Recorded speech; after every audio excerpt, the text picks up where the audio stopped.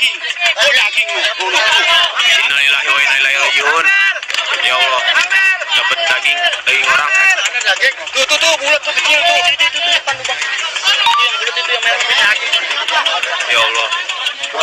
Dan juga potongan-potongan tubuh manusia. Jadi potongan tubuh tidak ada yang utuh.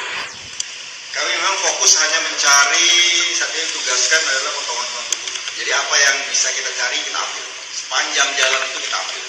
Karena waktu 15 menit tidak dalam 30, jadi secepat-cepatnya lah supaya bisa ngambil. Nah waktu saya ngambil beberapa potongan tubuh itu di bawah, itu udah bercampur semuanya. Begitu saya masukkan ke kantong, kemudian saya naik ke atas. Nah itulah ada begitu potongan tubuhnya karena tekanan dia keluar dari kantong.